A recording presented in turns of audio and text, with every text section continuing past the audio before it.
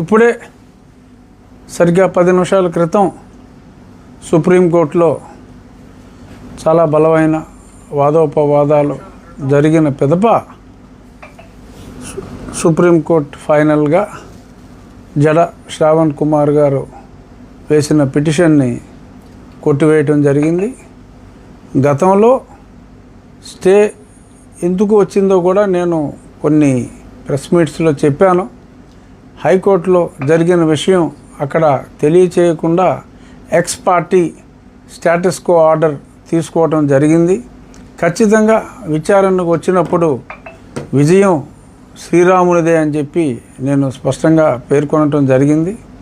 ఈరోజు హైకోర్టులో ఉన్న ఆర్డర్స్ అన్నీ కూడా హైకోర్టులో 3 బెంచుల్లో కూడా మరి తోసిపుచ్చిన తర్వాత ఆ సమాచారం అక్కడ పెట్టినందువల్ల ఈ స్టేటస్ కో వచ్చింది అని ఇక్కడ ఉన్న హైకోర్టు ఆర్డర్స్ని మా న్యాయవాది సుయోధన్, మన తెలుగు వ్యక్తి, ఢిల్లీలో స్థిరపడిన తెలుగు లాయర్ సుయోధన్ చాలా ప్రతిభావంతంగా తన ఆర్గ్యుమెంట్స్ వినిపించాడు. రాష్ట్ర ప్రభుత్వం తరపున కూడా ప్రేరణా సింగ్ మన వాదనలో వినిపించడం జరిగింది. అన్ని అనుమతులు సక్రమంగా తీసుకున్న తరువాత అది ప్రభుత్వ స్థలము అని చెప్పి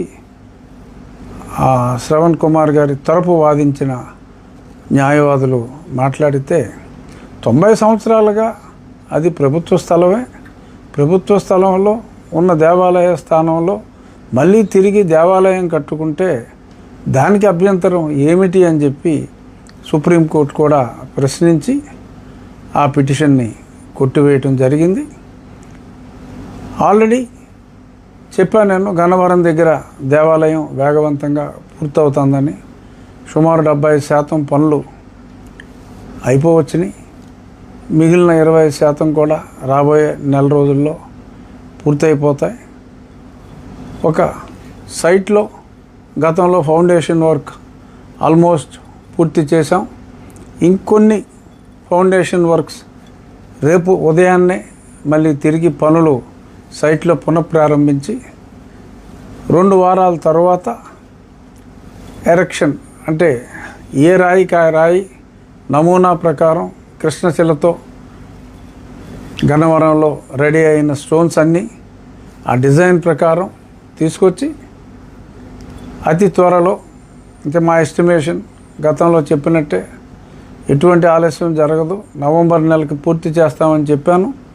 దాని ప్రకారమే ఖచ్చితంగా నవంబర్ నెలాఖరికి పూర్తి చేసే దిశగా అహర్నిశలు రామభక్తుల సహాయంతో దాన్ని పూర్తి చేసి, స్థలం చిన్నదైనప్పటికీ 4 సెంట్ల స్థలం అయినప్పటికీ సర్వాంగ సుందరంగా ఒక చక్కటి డిజైన్తో ఆ రామాలయాన్ని పూర్తి చేస్తామని చెప్పి అందరికీ చెప్తూ, ఇక సరే న్యాయవాదిగా వారికి క్లయింట్స్ వచ్చుండొచ్చు. జడ శ్రావణ్ కుమార్ గారికి అంతిమంగా సుప్రీంకోర్టు తీర్పు వచ్చింది. ఇక గొడవలకి స్వస్తి పలికి నా మొత్తం అందరికీ కూడా నేను చెప్పేది, అన్ని మతాల వారికి కూడా నేను చెప్పేది ఏంటంటే, మత సామరస్యంతో మనం ఉండాలి. మన మతాన్ని మనం ప్రేమించుకుందాం, అన్య మతాలని మనం గౌరవిద్దాం. ఇదే ఉద్దేశంతో మేమున్నాం, ఇదే ఉద్దేశంతో అందరూ కూడా ఉండాలని. మత సామరస్యం అనేది అవసరం. ఎవరి మతానికి సంబంధించిన వారి ఆలయాలని అనుమతులు తీసుకొని కట్టుకుంటున్నప్పుడు ఎటువంటి ఇబ్బందులు పెట్టకూడదు. అనుమతులు లేకుండా కడితే ఓకే, చట్ట ప్రకారం శ్రవణ్ కుమార్ గారు కావచ్చు, ఎవరైనా చర్యలు తీసుకోవచ్చు. అలాగే అనుమతులు లేకుండా చట్ట ప్రకారం ఎవరు చేసినా కూడా అది సమంజసం కాదు. అనుమతులు ఉన్న చోట ఇబ్బంది పెట్టడం సమంజసం కాదు అని మరొకసారి అందరికీ విజ్ఞప్తి చేస్తూ, మత సామరస్యంతో మనం అందరం కలిసిమెలిసి ఉందాము. మన దేవుణ్ణి మనం పూజించుకుందాం. అన్యమతానికి సంబంధించిన దేవుళ్ళని గౌరవించుకుందాం అని చెప్పి మరొకసారి తెలియజేస్తూ జై శ్రీరామ్. ఈ పోరాటంలో శ్రీరాముని విజయాన్ని ఆకాంక్షిస్తూ కొన్ని లక్షల మంది ప్రజలు నాకు రెగ్యులర్గా మెసేజెస్ చేశారు. వారందరికీ కూడా నా సుప్రీంకోర్టు ఫైనల్గా జడ శ్రావణ్ కుమార్ గారు వేసిన పిటిషన్ని కొట్టివేయటం జరిగింది. గతంలో స్టే ఎందుకు వచ్చిందో కూడా నేను కొన్ని ప్రెస్ మీట్స్లో చెప్పాను. హైకోర్టులో జరిగిన విషయం అక్కడ తెలియచేయకుండా ex parte status quo order తీసుకోవడం జరిగింది. ఖచ్చితంగా విచారణకు వచ్చినప్పుడు విజయం శ్రీరామునిదే అని చెప్పి నేను స్పష్టంగా పేర్కొనటం జరిగింది. ఈరోజు హైకోర్టులో ఉన్న ఆర్డర్స్ అన్నీ కూడా హైకోర్టులో 3 బెంచుల్లో కూడా మరి తోసిపుచ్చిన తర్వాత ఆ సమాచారం అక్కడ పెట్టినందువల్ల ఈ స్టేటస్ కో వచ్చింది అని ఇక్కడ ఉన్న హైకోర్టు ఆర్డర్స్ని మా న్యాయవాది సుయోధన్, మన తెలుగు వ్యక్తి, ఢిల్లీలో స్థిరపడిన తెలుగు లాయర్ సుయోధన్ చాలా ప్రతిభావంతంగా తన ఆర్గ్యుమెంట్స్ వినిపించాడు. రాష్ట్ర ప్రభుత్వం తరపున కూడా ప్రేరణా సింగ్ మన వాదనలో వినిపించడం జరిగింది. అన్ని అనుమతులు సక్రమంగా తీసుకున్న తరువాత అది ప్రభుత్వ స్థలము అని చెప్పి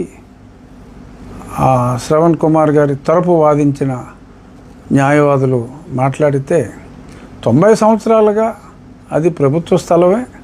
ప్రభుత్వ స్థలంలో ఉన్న దేవాలయ స్థానంలో మళ్ళీ తిరిగి దేవాలయం కట్టుకుంటే దానికి అభ్యంతరం ఏమిటి అని చెప్పి సుప్రీంకోర్టు కూడా ప్రశ్నించి ఆ పిటిషన్ని కొట్టివేయటం జరిగింది. ఆల్రెడీ చెప్పాను నేను, గన్నవరం దగ్గర దేవాలయం వేగవంతంగా పూర్తవుతుందని. సుమారు 70% పనులు అయిపోవచ్చుని. మిగిలిన 20% కూడా రాబోయే నెల రోజుల్లో పూర్తయిపోతాయి. ఒక సైట్లో గతంలో ఫౌండేషన్ వర్క్ ఆల్మోస్ట్ పూర్తి చేసాం. ఇంకొన్ని ఫౌండేషన్ వర్క్స్ రేపు ఉదయాన్నే మళ్ళీ తిరిగి పనులు సైట్లో పునఃప్రారంభించి 2 వారాల తర్వాత ఎరెక్షన్, అంటే ఏ రాయికి ఆ రాయి నమూనా ప్రకారం కృష్ణశిలతో గన్నవరంలో రెడీ అయిన స్టోన్స్ అన్నీ ఆ డిజైన్ ప్రకారం తీసుకొచ్చి అతి త్వరలో, అంటే మా ఎస్టిమేషన్ గతంలో చెప్పినట్టే ఎటువంటి ఆలస్యం జరగదు, నవంబర్ నెలకి పూర్తి చేస్తామని చెప్పాను. దాని ప్రకారమే ఖచ్చితంగా నవంబర్ నెలాఖరికి పూర్తి చేసే దిశగా అహర్నిశలు రామభక్తుల సహాయంతో దాన్ని పూర్తి చేసి, స్థలం చిన్నదైనప్పటికీ 4 సెంట్ల స్థలం అయినప్పటికీ సర్వాంగ సుందరంగా ఒక చక్కటి డిజైన్తో ఆ రామాలయాన్ని పూర్తి చేస్తామని చెప్పి అందరికీ చెప్తూ, ఇక సరే న్యాయవాదిగా వారికి క్లయింట్స్ వచ్చుండొచ్చు.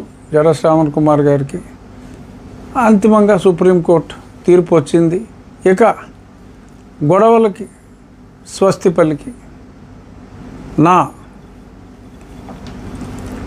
మొత్తం అందరికీ కూడా నేను చెప్పేది, అన్ని మతాల వారికి కూడా నేను చెప్పేది ఏంటంటే, మత సామరస్యంతో మనం ఉండాలి. మన మతాన్ని మనం ప్రేమించుకుందాం, అన్య మతాలని మనం గౌరవిద్దాం. ఇదే ఉద్దేశంతో మేమున్నాం, ఇదే ఉద్దేశంతో అందరూ కూడా ఉండాలని. మత సామరస్యం అనేది అవసరం. ఎవరి మతానికి సంబంధించిన వారి ఆలయాలని అనుమతులు తీసుకొని కట్టుకుంటున్నప్పుడు ఎటువంటి ఇబ్బందులు పెట్టకూడదు.